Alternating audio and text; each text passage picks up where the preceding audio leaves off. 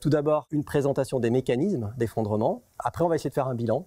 Donc on va essayer de comprendre quelle est la situation actuelle. Mais on ne va pas s'arrêter là, on va aussi derrière essayer de se poser la question du quoi faire face à ces constats. Alors remarquons d'abord qu'il existe plusieurs types d'effondrements de civilisation. Alors il y a deux classes importantes, il y a des effondrements de type structurel et des effondrements de type biophysique. Alors il y en a d'autres, hein. Là c'est on va dire les effondrements les plus importants. Alors, l'effondrement de type structurel consiste en fait en une simplification rapide des structures sociétales. Alors ici, les structures sociétales, on va les comprendre en termes de culture, mais aussi en termes d'institutions. Donc, ce qu'on va regarder en fait ici, c'est les organisations, hein, globalement, dans les relations. Et il y aura un élément clé sur lequel va s'articuler les mécanismes. Et en fait, derrière cet élément clé, c'est la complexité.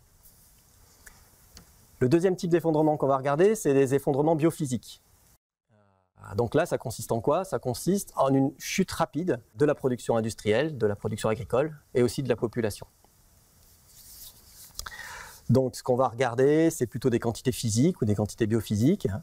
Et l'élément structurel, vraiment le substrat, là derrière, ça va être la question des ressources. Alors ces mécanismes, donc ils ne sont pas aussi isolés, hein. Par exemple, dans le cas romain, il y a eu essentiellement un effondrement structurel, mais souvent, quand même, lorsqu'on a un effondrement biophysique, on a aussi un effondrement structurel qui arrive après ou en même temps. Donc c'est des choses quand même qui peuvent être liées. Alors, il y a de nombreux chercheurs, hein, qui travaillent depuis un certain temps là-dessus. Il y a de nombreuses civilisations qui étaient plus ou moins sophistiquées, plus ou moins à des niveaux de technologie élevés, qui se sont effondrées il y a très longtemps, il y a 4000 ans, et même il y a des cas plutôt récents. Si vous voulez connaître un peu mieux ces civilisations, je vous invite à lire le livre de Jared Diamond, qui s'appelle Collapse, dans laquelle donc l'auteur essaie de comprendre pourquoi est-ce qu'un certain nombre de civilisations se sont effondrées et pourquoi d'autres ont réussi à se maintenir. On va d'abord commencer à comprendre les mécanismes qui sont liés aux effondrements structurels. Alors les travaux qui sont de notre point de vue les plus pertinents là-dessus, c'est les travaux de Joseph Tainter qui ont permis de formaliser ça et d'essayer de comprendre un peu les mécanismes. Alors ça repose sur la notion de complexité. Donc cette notion de complexité en fait, correspond en fait à un niveau d'intégration et un niveau de contrôle des comportements, mais il y a aussi derrière une idée qui a une diversification et une spécialisation du système. Donc il y a vraiment ces deux composantes qui sont importantes. Alors pour Tainter, une société, c'est en fait une structure qui est là pour résoudre des problèmes. Et son constat, c'est que ces sociétés ont une tendance irrémédiable à se complexifier dans le temps, tout simplement parce que on est sans arrêt confronté à de nouveaux problèmes, et donc pour résoudre les problèmes, on va rajouter des choses, on rajoute des couches, des institutions, on rajoute des technologies, donc qui complexifient le tout. Et en plus, il y a aussi un côté inertie qui fait qu'on a tendance à pas simplifier. C'est pas si facile de resimplifier derrière quand on a créé des choses. Alors la première vraie contribution de Tainter, en fait, c'est de montrer que cette complexité, c'était en fait une fonction économique, qu'elle avait des coûts, des bénéfices, et que en fait, le ratio coût-bénéfice, il évoluait dans le temps. Qu'au bout d'un certain temps, lorsque on est à un niveau de complexité, rajouter un niveau de complexité en plus aura tendance à avoir plus de coûts que de bénéfices. Et donc il y a un moment où on va obtenir un optimum, et le moment où la société va obtenir cet optimum de complexité, il va y avoir une boucle de rétroaction qui va se mettre en place. Et juste pour que la société puisse se maintenir, que le système puisse se maintenir, il va devoir se complexifier et donc toujours coûter plus cher et toujours se complexifier, etc. Et à la fin, on va arriver à ce qu'à la fin, cette situation soit intenable. Alors la deuxième contribution de Tainter porte sur le fait qu'il a montré qu'il y avait un lien très étroit, très fort, très direct entre l'énergie et la complexité. Et donc le moment où il y a justement cet effondrement, c'est où il arrive au moment où ce coût de l'énergie est trop cher, est trop important, il devient insupportable pour la société. À propos donc de d'effondrement structurel, on ne peut pas ne pas aussi parler des analyses de Dimitri Orlov. Alors Dimitri Orlov, c'est pas un chercheur, c'est on va dire un essayiste, c'est quelqu'un qui a un background plutôt d'ingénieur. Il explique qu'il y a plusieurs stades dans l'effondrement, qu'il y a tout d'abord un effondrement financier, puis un effondrement commercial, puis politique. Derrière, on a un effondrement social et un effondrement culturel. Ce qui est vraiment intéressant, c'est que là derrière, en fait, sur chacun de ces stades, repose en fait un effondrement de croyances. Donc c'est un peu ce qui caractérise ces différents stades. Et donc, D'abord, par exemple, l'effondrement financier, c'est en fait un effondrement de la croyance dans l'avenir et dans le fait qu'on va pouvoir faire du business, on va pouvoir continuer le business. L'effondrement commercial correspond au fait qu'on ne croit plus dans le marché, on ne croit plus dans la monnaie, et donc derrière, ça va entraîner des ruptures de chaînes d'importation, ça va entraîner donc des pénuries de biens. L'effondrement politique correspond au fait qu'on ne croit plus à ce que nos États et nos politiques vont résoudre nos problèmes, vont être capables de résoudre nos problèmes. Donc ça va entraîner une baisse de la légitimité des hommes politiques, ça se caractérise par une baisse de la légitimité, aussi une baisse de la capacité donc des gouvernants, de la capacité à agir, et ça se traduit encore par des régimes toujours plus autoritaires, et par exemple aussi une baisse de la qualité des services publics, une dégradation du service public. Alors le quatrième stade, donc l'effondrement social, là ça correspond plutôt au fait qu'un effondrement de la croyance que dans les institutions sociales et locales, dans le sens spatial et au niveau des relations. Et donc ça va être local, c'est en général lié au fait que les associations, elles manquent de ressources, et aussi c'est lié au fait qu'il y a des conflits internes qui en général arrivent suite à ça. Et donc il reste le stade de l'effondrement culturel. Il correspond en fait où les sociétés perdent leur capacité dans la générosité, dans l'honnêteté, dans la compassion, dans l'empathie, dans la charité. Donc voilà, donc en fait ces différents stades correspondent en fait à des différents niveaux de profondeur, on va dire, d'éléments constitutifs des sociétés. Hein.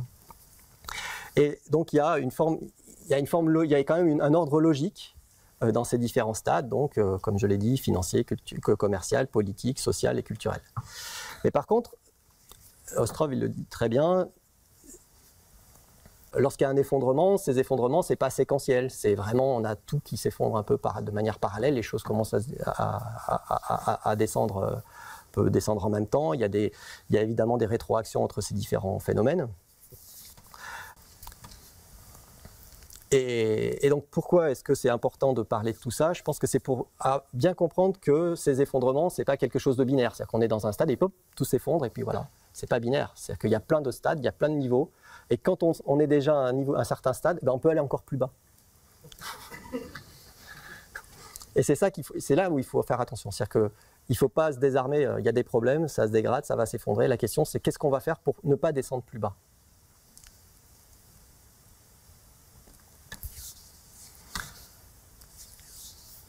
Alors maintenant, on va basculer sur les effondrements biophysiques. On va essayer de comprendre les phénomènes qu'il y a derrière et les mécanismes.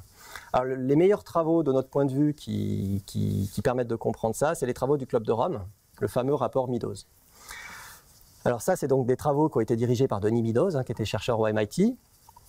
Donc ça consistait d'abord ils ont élaboré d'abord un modèle numérique qui représentait le monde avec les différentes classes. Donc il y avait les populations, la production industrielle, la production agricole, il y avait la pollution et les ressources, et donc ces grandes variables interagissaient entre elles. Bien entendu, elles étaient désagrégées, elles étaait à des échelles plus fines, mais là, donc ça c'est les variables agrégées de ce système. Et il est sorti un livre dans les années 70, un rapport qui a été publié, qui a fait beaucoup de bruit. Il est sorti en 12 millions d'exemplaires, en 37 langues. Donc c'est vraiment quelque chose qui a eu un impact important à l'époque. Et c'est un travail qui a été mis à jour relativement récemment, en 2004. Alors, quels sont pour nous, l'élément le plus saillant, l'analyse la plus saillante là-dedans, c'est le fait qu'on peut identifier 3 ingrédients dans ces effondrements biophysiques. Alors tout d'abord, on a la croissance, il faut qu'il y ait un phénomène de croissance. Derrière, on a des limites, le système a un certain nombre de limites, et que le système a aussi de l'inertie. Et lorsqu'on a ces 3 ingrédients, le système a tendance à dépasser ses capacités, et derrière, on érode les limites et on arrive à un effondrement du système. Alors donc, là, j'ai donné l'exemple d'une courbe, donc ça peut être n'importe quelle des variables que j'ai citées tout à l'heure, et la limite donne la capacité de charge du système, de la variable. Alors, ce qu'on pourrait penser, c'est que le système, lorsqu'il y a une limite, il va s'arrêter doucement à la limite. Mais en fait, le système qui est lié à nos sociétés, il n'est pas comme ça, tout simplement parce qu'on peut dépasser les limites. Et donc, c'est par exemple le cas actuellement. Déjà, en 2007, on consommait 1,3 planète par an. Donc ça, c'était l'empreinte mondiale de l'humanité qui est donnée par le Global Footprint Network. Alors, comment est-ce possible de consommer une planète, probablement aujourd'hui c'est une planète et demie, comment c'est possible de consommer une planète et demie par an? Alors en fait, ça vient du fait qu'on a des flux et des stocks. Alors pour illustrer ça, je vais prendre l'exemple des poissons. Donc là, on a, par exemple, dans l'Atlantique, on avait un certain stock de poissons. Et donc on pouvait pêcher autant que ce que les animaux se reproduisaient et on n'affectait pas le stock. Donc on a un flux qui correspond à la quantité de poissons qu'on va pêcher. Donc on va avoir une limite sur le flux. Et tant qu'on ne pêche pas plus que ce qu'il y a de poissons qui naissent, il n'y a pas de problème. Mais par contre, on peut le faire. C'est-à-dire que vu qu'il y a du stock, on va pouvoir pêcher beaucoup plus.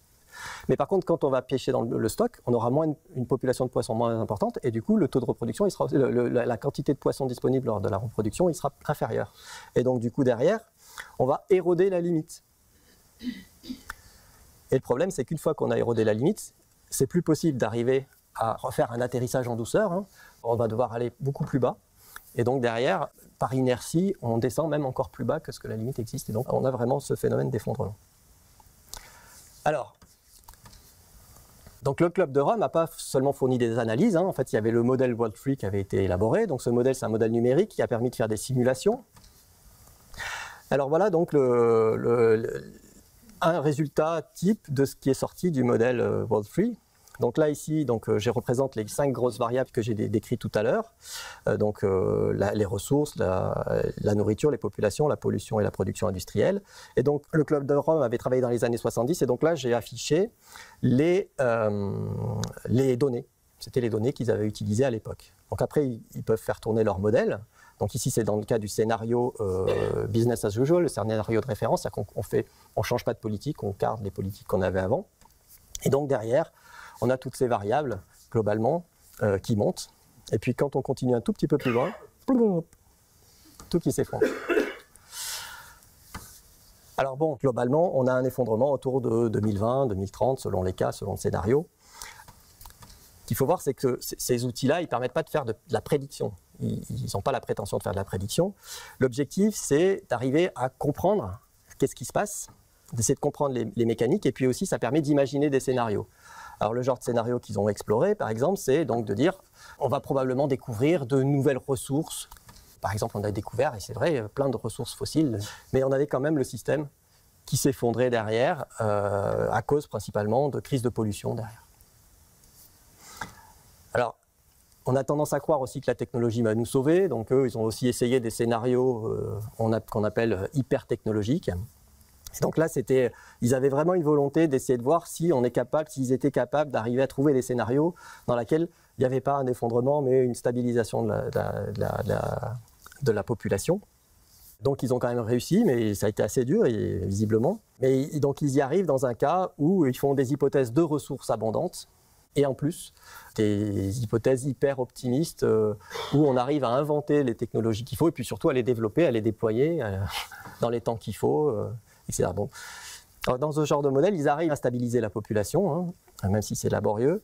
Par contre, on remarque qu'on a quand même une chute de la production, hein, donc il y a quand même une chute de la production industrielle, c'est-à-dire qu'il y a une baisse du niveau de vie, entre guillemets. Et surtout, il y a une explosion des coûts, en fait, qui n'apparaissent pas ici. Ces genres de modèles ont des limites, hein, et ces limites-là, en fait, ce modèle-là, il ne prend pas vraiment en compte les phénomènes d'effondrement que définit Tainter, d'effondrement structurel lié à la complexité. Et on peut clairement imaginer que dans une telle configuration, on se retrouve dans un cas où les mécanismes décrits par Tainter pourraient se déclencher et on arriverait de toute façon à un effondrement de type structurel. Donc voilà, donc ces modèles, ils ne sont pas censés prédire l'avenir, ils sont censés nous donner un ensemble de choix. Par contre, ils permettent de voir qu'est-ce qui est peu probable. On est capable de voir si on se rend compte si les scénarios sont probables ou pas. Et malheureusement, la conclusion de tout ça, c'est qu'il sera peu probable qu'on arrive à éviter un effondrement, c'est-à-dire une diminution très forte de la production industrielle, production agricole et de la population au cours du XXIe siècle. Alors où en sommes-nous ?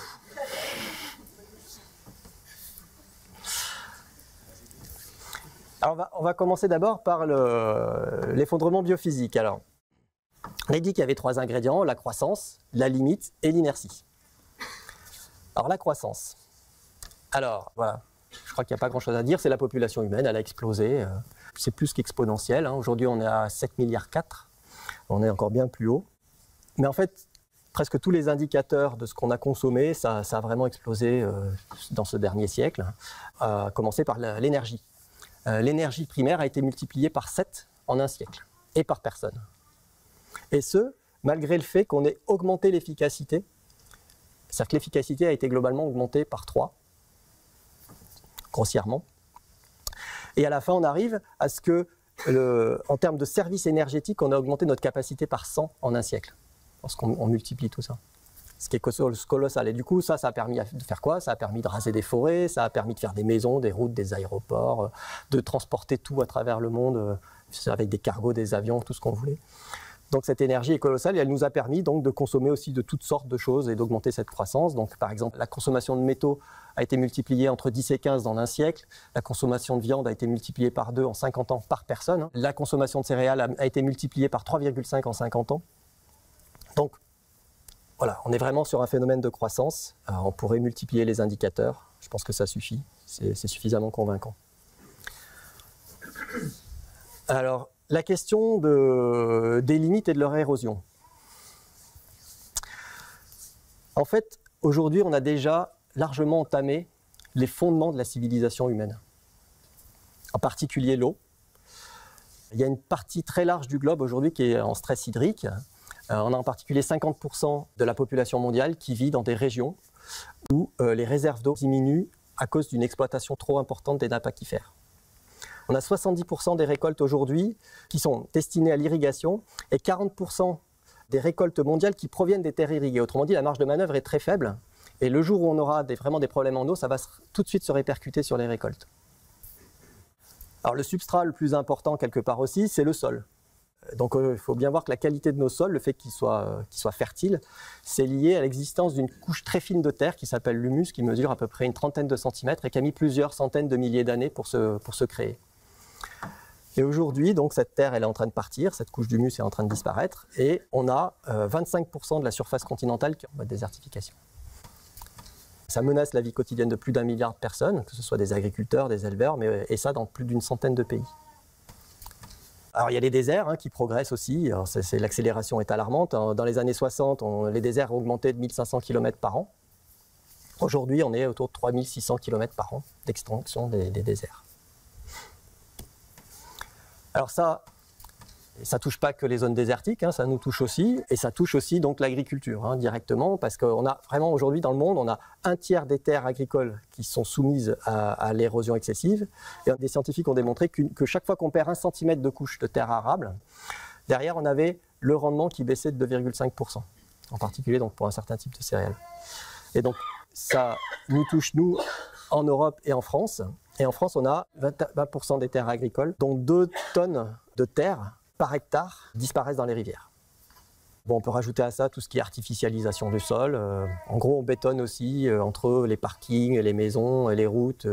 Il y a à peu près un département qui disparaît tous les 10 ans qui est bétonné.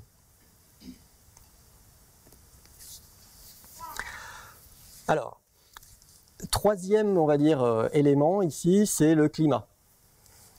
Alors, je pense que tout le monde connaît le problème du changement climatique aujourd'hui. Donc, on sait très bien que ça va avoir un impact en termes de changement de pluviométrie. Donc, on va avoir des événements extrêmes qui seront plus fréquents et beaucoup plus intenses. Et que ça va avoir un impact sur notre agriculture. Par contre, ce qu'on sait moins, c'est que les impacts les plus importants du changement climatique, ce sera les impacts indirects, et en particulier les impacts liés à l'élévation du niveau de la mer. Donc en fait, là, quand on lit les analyses de Lester Brown, il spécifie par exemple que l'élévation d'1 mètre du niveau de la mer impliquerait que 50% des rizières du Bangladesh seraient submergées. Au Vietnam, le delta du Mékong est submergé. Dans ce delta, on produit 50% du riz qui est produit dans le Vietnam, et le Vietnam, c'est le 2e exportateur mondial de riz. Alors, 1 mètre, c'est un exemple gentil parce que, en fait, ça pourrait aller de 6 à 12 mètres. Mais l'élément probablement le plus important sur le climat, c'est la fonte des glaciers en fait. La fonte des glaciers va avoir un impact colossal pour la sécurité alimentaire mondiale parce que ces glaciers en fait, ils vont alimenter les fleuves pendant les saisons sèches. Et du fait que les nappes phréatiques elles baissent, on peut imaginer que dans l'avenir ça va être très très difficile en période de saison sèche pour l'agriculture. Et il faut avoir en tête qu'aujourd'hui il y a 1 milliard d'individus en Chine et en Inde qui dépendent directement de ce système hydrique qui est alimenté par les glaciers de l'Himalaya. Donc ça nous affectera aussi, hein, parce que par exemple les Alpes, hein, tous les glaciers du monde sont concernés, ils sont en train de fondre presque à vue d'œil. Et donc ça va nous toucher aussi en Europe et en France.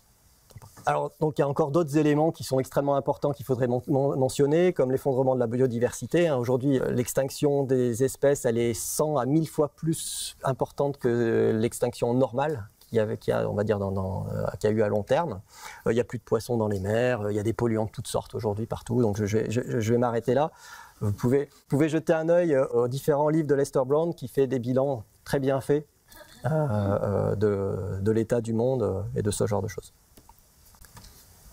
Donc là, on a vu les deux premiers ingrédients, la croissance et puis la question des limites. Maintenant, la question de l'inertie. Est-ce qu'on va être capable d'agir? Est-ce qu'on est capable d'agir? Alors, il y a un certain nombre d'obstacles, en fait, qui sont très importants, qui nous empêchent d'agir. Alors, les premiers obstacles, ils sont tout d'abord d'ordre cognitif et d'ordre anthropologique. Tout d'abord, par exemple, nos sens, ils ne sont pas équipés pour capturer les changements globaux, que ce soit le climat ou la biodiversité. On a beaucoup de mal à capturer ces changements globaux. Donc les scientifiques peuvent nous aider, hein, ils sont là, ils nous apportent de l'information, mais malgré ça, on a beaucoup de difficultés à comprendre les phénomènes qu'il y a derrière, qui sont exponentiels en général, qui sont non linéaires.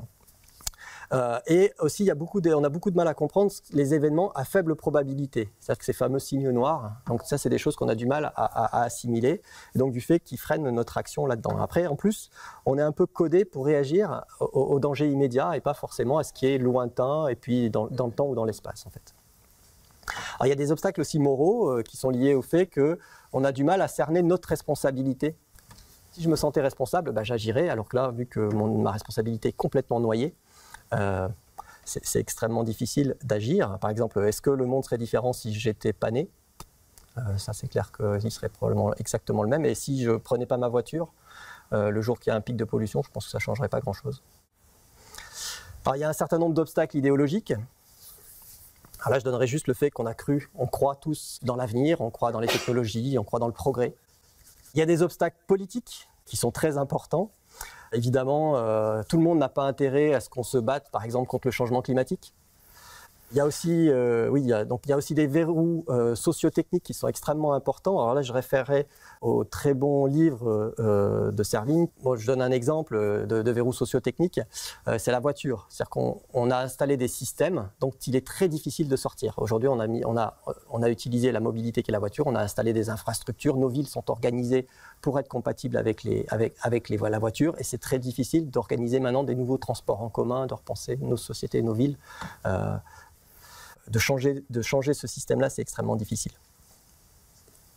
Il y a des obstacles institutionnels, par exemple politiques. Nos institutions politiques, par exemple, elles favorisent le court terme. Il y a aussi donc, des obstacles, on va dire, sur les institutions économiques. Il y a une situation où on est enfermé dans une logique de croissance à laquelle il est très difficile de s'affranchir. Et enfin, la complexité qui est là derrière, c'est-à-dire que tout est hyper complexe. Il y a une multiplicité des acteurs qui ont des intérêts différents. Tout est extrêmement difficile et compliqué. Et il faut toujours prendre en compte beaucoup de choses, qui fait qu'à la fin, on ne s'en sort jamais. Alors, dans l'inertie, je donnerai aussi donc, juste un exemple concret qui montre à quel point ce n'est pas facile. Alors, c'est l'exemple des CFC. Et donc de la couche d'ozone. Dans les années 70, on s'est rendu à la fin des années 70, donc on s'est bien rendu compte qu'il y avait un problème avec la couche d'ozone qui était en train de disparaître à certains endroits du globe. Donc il y a eu une première alerte en 1974 par les scientifiques, et il nous a fallu 25 ans derrière pour arriver à résoudre ce problème, en partie en tout cas. Alors que ce problème était relativement bien identifié, avec un impact économique faible, les technologies derrière étaient relativement simples, et on a mis 25 ans pour résoudre ce problème-là. Donc c'est une bonne chose, ça montre qu'on arrive à résoudre des problèmes. Par contre, quand on pense au temps qu'il a fallu pour faire ça, et à l'ampleur de la tâche pour décarboner l'économie, on peut vraiment se poser des questions sur le temps qu'il faudra pour arriver à résoudre nos problèmes liés aux énergies fossiles. Alors, donc, Donc voilà, donc en fait on se rend compte que tout sur le plan donc de l'effondrement biophysique, tous les ingrédients sont là, la croissance, la limite, l'inertie, et on peut vraiment s'interroger sur la conclusion de tout ça. Donc probablement ça va être difficile, on aura tellement érodé les limites que ça va être difficile de restabiliser derrière le système. Alors on va basculer maintenant sur l'effondrement structurel. Donc là, on a tous remarqué l'explosion de la complexité. On vit dans un monde hyper connecté, hyper complexe. En particulier, il y a l'interconnexion très très forte du système financier, commercial et industriel qui est liée à la mondialisation. On peut voir l'exemple des smartphones est très connu, toute la high-tech est très connue. En général, ils sollicitent toutes les parties du monde. Là, je donne deux exemples de complexité qui vient du livre aussi de Servine, qui est l'exemple du Boeing 747. Donc pour construire un Boeing 747, il faut quand même assembler 6 millions de pièces. Il y a 6500 fournisseurs qui sont répartis sur 100 pays et Boeing a, donc, pour faire ses avions, 360 000 transactions financières par mois. Donc c'est colossal. Pour donner aussi un autre exemple dans un autre registre, par exemple les accords de Bâle. Les accords de Bâle, donc, ils sont censés assurer une sorte de solidité financière des banques au niveau international. Donc ils étaient constitués de 30 pages, en fait c'était un document de 30 pages dans les années 80 et aujourd'hui donc c'est un document de 616 pages et si on prend en compte la documentation nécessaire aujourd'hui pour implémenter les accords de Bâle, juste aux États-Unis, en fait les documents ils pèsent 30 000 pages aujourd'hui. Donc on est vraiment, juste pour les États-Unis, donc on est vraiment dans une hyper complexification des systèmes qui sont devenus très hiérarchiques, très spécialisés avec beaucoup de contrôle. Donc on est vraiment dans toute cette complexité que définit Tainter. Et aussi même sur la question de l'énergie, parce qu'en fait l'humanité a joui d'une énergie énorme. On a découvert plein d'énergies fossiles, on les a consommées goulûment. Et donc le problème c'est qu'aujourd'hui ces énergies fossiles, elles sont toujours très nombreuses, mais par contre c'est beaucoup plus cher d'aller les extraire. Et c'est un peu ce qui a causé typiquement la crise actuelle. C'est-à-dire qu'en 2006, il y a eu une augmentation du prix des énergies fossiles, du pétrole. Derrière, ça a ralenti l'économie et c'est ça qui a engendré la crise financière derrière. Donc on est vraiment dans ces mécanismes-là qui ont été décrits par Tainter. Alors juste, on pourrait aussi revenir sur Orlov. Je pense que quand je vous ai décrit les différents stades, globalement, on s'est tous dit, là, on y est un petit peu quand même. On voit très bien que ces effondrements ont déjà commencé. Et ce qui inquiète le plus Orlov, c'est le fait que dans les sociétés occidentales, en particulier aux États-Unis, mais aussi en Europe, le 5e stade a commencé depuis plutôt longtemps. C'est-à-dire qu'aujourd'hui, on a commencé vraiment à déstructurer des éléments très profonds dans les sociétés, et ça ne présage pas forcément des bonnes choses. Donc voilà, donc nous on est donc face aujourd'hui à ces deux types d'effondrements, qui soient vraiment structurels ou biophysiques. Et juste pour revenir au modèle du Club de Rome, donc c'est un modèle qui a été développé il y a 30 ans, c'est un modèle de simulation. Donc là en pointillé on retrouve le modèle business as usual. Donc il y a des chercheurs qui se sont amusés à faire de la validation de modèle, c'est Turner qui a fait ça. Et on remarque que lorsqu'on continue à tracer les données sur la simulation, ça matche très bien. Et Denis Midos conclut sur le fait qu'il est désormais trop tard pour le développement durable. Denis Midos était l'auteur du Club de Rome, la personne qui a dirigé le groupe de recherche. Alors, donc c'est joli toutes ces courbes-là, mais ça reste quand même un peu abstrait. Et je pense que pour agir, on a quand même besoin aussi de comprendre comment tout ça va se manifester en pratique de manière concrète. Alors ça, Lester Brown, il fait des analyses vraiment intéressantes là-dessus, en tout cas très détaillées, très poussées. Et en particulier, il montre que ça va se manifester sous 3 formes. Tout d'abord, il va y avoir une émergence d'une géopolitique de la pénurie alimentaire. Il va y avoir des tensions croissantes et des États défaillants. Et enfin, on va devoir faire face à des flots grandissants de réfugiés. Bien entendu, ces 3 composantes, elles interagissent, il y a des effets de rétroaction entre eux qui vont amplifier les choses. Lorsqu'il y a un État qui est défaillant, il va y avoir des flots de réfugiés dans un autre pays qui va déstabiliser l'autre pays, etc. Donc juste un chiffre quand même là que je donne, c'est que c'est assez inimaginable. Aujourd'hui, en 2016, il y a à peu près 1 personne sur 100 dans le monde qui est un réfugié. Alors, je n'ai pas le temps de détailler tous ces trois éléments donnés par Lester Brown. Je vais juste faire un tout petit focus très rapide sur les États défaillants, c'est un exemple parlant. Donc il y a un journal qui s'appelle le Foreign Policy et un think tank qui s'appelle The Phone for Peace qui développe, qui maintient un indicateur des États défaillants, un indice des États défaillants. Alors cet indice, en fait, ça fait un certain temps qu'il est développé, hein, donc on peut voir ça dans la durée aujourd'hui. Donc ce que j'ai mis en rouge ici, foncé, c'est les pays qui sont censés être défaillants, vraiment défaillants, qui sont dans une situation extrêmement critique. Et on a aussi des pays qui sont considérés comme étant dans un état très critique. Et ce qu'on se rend compte, c'est que dans le temps, globalement, on a une augmentation du nombre de ces pays, que ce soit le nombre d'États défaillants ou le nombre d'États qui sont en situation critique. Et on peut voir ici, par exemple, que l'Irak et le Nigeria, qui font partie des plus gros producteurs de pétrole dans le monde, donc en 2012, ils étaient 4e et 5e producteurs de pétrole dans le monde, et par exemple que le Pakistan, il détient l'arsenal nucléaire. Donc on peut imaginer la fragilité de tout ça le jour où tout ça va se dégrader. En termes de dynamique, qu'est-ce que ça va donner? Donc, ce qu'il faut bien avoir en tête, c'est qu'un effondrement, c'est un processus. En fait, ça va être en fait une succession de chocs avec des paliers. Donc, ces chocs peuvent être plus ou moins violents, des paliers plus ou moins longs. Et il y a une sorte de dynamique, hein, il y a quelque chose qui va créer de l'entraînement et ça peut être plus ou moins rapide du coup. Alors, ce processus, il sera hétérogène, c'est-à-dire qu'il ne va pas arriver au même moment. De la même façon, donc il n'y aura pas les mêmes déclencheurs et ça ne va pas avoir donc la même profondeur dans tous les endroits du globe. Et un autre caractère très important, c'est qu'on est dans des situations vraiment imprévisibles. Autre chose qu'il faut avoir en tête, c'est que bon, il y a eu plein de civilisations qui se sont effondrées, hein, mais par contre, c'est la première fois que c'est global pour toute la planète et que c'est sur tous les fronts. Et aussi, ce qui est pour la première fois, c'est que les risques d'impact pourraient être irréversibles et qu'ils ont une intensité majeure. C'est par exemple pour le cas du changement climatique ou des catastrophes nucléaires. Par exemple, vous imaginez bien que si nos civilisations s'effondrent au stade 4 ou 5, nos centrales nucléaires aujourd'hui, on ne pourra pas les entretenir comme il faut et qu'il pourrait très bien se passer des catastrophes nucléaires importantes. Alors, quoi faire ? Alors, ce qu'il y a, c'est que nous sommes en fait en train de détruire la possibilité d'avoir une vie digne, sous-entendu pour tous. Ça, c'est quelque chose qu'il faut garder en tête. Et donc, l'option actuellement choisie par les puissants, donc j'entends puissants, on va dire les grands États, les multinationales, voire des individus, hein, on peut penser aux 1% qui détiennent l'essentiel des richesses aujourd'hui. Leur option choisie peut se résumer à chacun pour soi, tirer son épingle du jeu à tout prix. Et on va dire en pratique, ça va se concrétiser par essayer de renforcer sa richesse pour essayer d'augmenter ses chances. Donc ça, c'est un choix.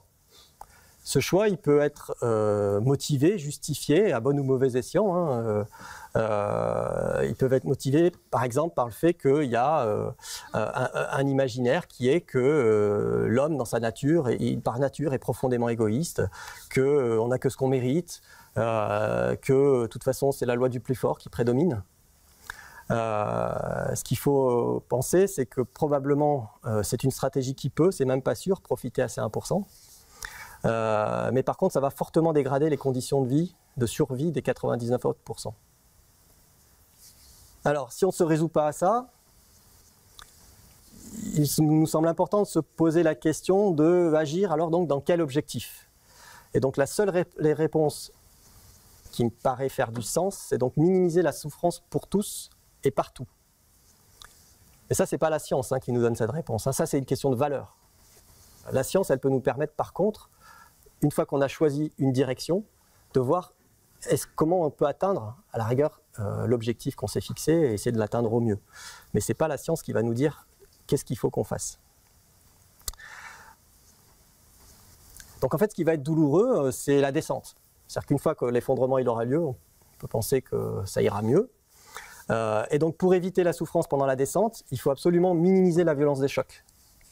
Donc ça, c'est une question d'amplitude derrière et de vitesse. Et il faut aussi essayer de ne pas descendre trop bas dans les stades d'effondrement. Donc ça, c'est donc des questions d'inertie derrière.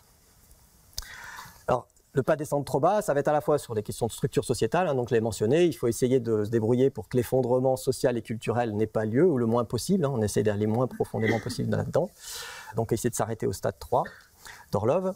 Et pour l'environnement, il faut éviter d'arriver au scénario du pire, hein, en particulier par exemple pour le climat. Donc le GIEC, ça fait un certain temps qu'il existe, hein, qui génère des documents, et on est toujours dans les pires scénarios. Au fur et à mesure qu'on avance, on est dans les pires scénarios. Et aujourd'hui, il y a un certain nombre de chercheurs qui ont fait des scénarios où on est arrivé à une augmentation de température de plus de 7 degrés en moyenne globale en 2100. Pour arriver justement donc à agir comme il faut, il nous semble important d'adopter donc une démarche d'adaptation. Et d'abord, la première chose à faire, c'est d'accepter l'effondrement, d'accepter l'inévitable. Tenter de conserver le système actuel est probablement vain et probablement contre-productif. C'est-à-dire que l'idée qu'il y a derrière, c'est que plus l'effondrement sera retardé et plus il risque d'être violent. On pourrait tenter, en tout cas certains sont tentés, d'essayer de préserver le système en améliorant son efficacité. Alors là, il faut se méfier de ça, et en particulier lorsque l'efficacité est directement accolée à une baisse des coûts, où l'objectif, quelque part, c'est de réduire les coûts. En général, lorsqu'on augmente l'efficacité dans cette vision-là, on a tendance à augmenter la complexité, à spécialiser, à augmenter, à avoir du contrôle, et donc on aura tendance à rigidifier les choses. Et donc là derrière, on a tendance à diminuer la résilience du système. Et donc un exemple typique, hein, c'est que l'économie, pour s'optimiser aujourd'hui, pour baisser les coûts et pour essayer d'être plus efficace, on a supprimé les stocks. Aujourd'hui, on a une économie à flux tendu. Et le problème, c'est que le jour où il y a des problèmes, on arrive très vite en rupture de stock et en pénurie derrière, et en pénurie de biens. C'est le cas par exemple pour les médicaments. Il y a eu quelques alertes l'été dernier où des associations et des agences alertaient les pouvoirs publics en disant qu'au niveau du médicament, on est dans une situation critique parce qu'il n'y a plus de stock. Voilà, alors pourquoi est-ce que c'est important d'être résilient? C'est parce que le monde est complètement imprévisible aujourd'hui et qu'il va falloir arriver à avoir des systèmes qui s'adaptent le plus vite possible, à moindre coût, et donc qui soient le plus souple possible. Alors donc, qu'est-ce qu'il faut faire de manière pratique? Donc en fait, j'ai dit un peu ce qu'il ne fallait pas faire. En pratique, il faut vraiment arriver à construire un nouveau monde. Donc ça veut dire construire des nouvelles institutions au sens large, hein, et ces institutions, il faut qu'elles nous permettent à la fois de décider ensemble et d'agir ensemble. Donc, dans l'agir ensemble, il y a la question de la production, la question de l'échange. Donc ça peut se manifester sous la forme de développer des monnaies locales, mettre en place des réseaux de distribution comme les AMAP, développer la permaculture au niveau de la production, etc. Donc il y a plein de nouveaux systèmes qu'on peut créer. Et donc ces institutions, elles doivent avoir un certain nombre de propriétés, c'est très important. On doit vraiment viser à ce qu'elles vérifient ces propriétés qui sont résilience, simplicité et polyvalence. Il faut aussi qu'elles soient en phase avec les limites environnementales et qu'elles se localisent à des échelles adaptées, la plus petite possible. Il faut enfin que ce qu'on va créer soit le plus déconnecté possible du système dominant, parce que lorsque les choses vont s'effondrer, il faut qu'elles puissent tenir et qu'elles ne s'effondrent pas avec. Donc voilà, mais construire des institutions, ça ne suffira pas, hein. Il faut aussi construire un nouvel imaginaire. Alors ça, on a du mal en général à penser l'importance de ces imaginaires, le poids que ces imaginaires ils ont dans nos vies, dans nos comportements, dans notre vie quotidienne et même dans nos institutions. Alors que le poids, il est phénoménal en fait. Autre chose, on a aussi tendance à penser que nos valeurs et donc nos imaginaires sont universels, qu'ils sont partagés, qu'ils ont toujours été les mêmes. Mais en fait, c'est complètement faux, hein. Et donc, juste, je vais donner quelques exemples qui permettent de comprendre à quel point ces valeurs, elles peuvent structurer la société et elles ont des poids. C'est par exemple donc, la question de l'usure. Pendant une très longue période de l'histoire, l'usure était considérée comme un des plus grands fléaux, les plus grandes plaies de l'humanité. Et on essayait vraiment de la combattre violemment. Aujourd'hui, l'usure, ça nous paraît être quelque chose de positif. C'est ce qui permet l'investissement, c'est quelque chose c'est complètement légitime. La privatisation du bien commun a été longtemps considérée comme complètement inimaginable. En Inde, aujourd'hui encore, on n'est pas propriétaire des terres. Un autre exemple, ça peut être la Grèce ancienne, hein. Élire un chef à qui on donne beaucoup de pouvoir pour diriger la cité, ça leur paraîtrait complètement crétin en fait. C'est-à-dire que pour eux, la démocratie, elle ne pouvait être que directe, via du tirage au sort, Et il n'y avait que quelques magistrats un peu spécifiques qui pouvaient être élus, mais ça correspondait à un contexte très particulier. Et ils allaient même plus loin, c'est-à-dire qu'ils pensaient même que, par exemple, l'expertise, elle ne légitimait aucun pouvoir. C'est pas parce qu'on savait qu'il fallait qu'on donne du pouvoir. Et au contraire, pour eux, c'était plutôt quelque chose il fallait écarter les gens qui savaient du pouvoir. Donc c'est vraiment, ils étaient à l'opposé de ce que nous, on considère comme important. On peut citer aussi l'exemple de l'esclavage, qui nous paraît quelque chose d'impossible, d'horrible, alors que ça a été accepté pendant très très longtemps.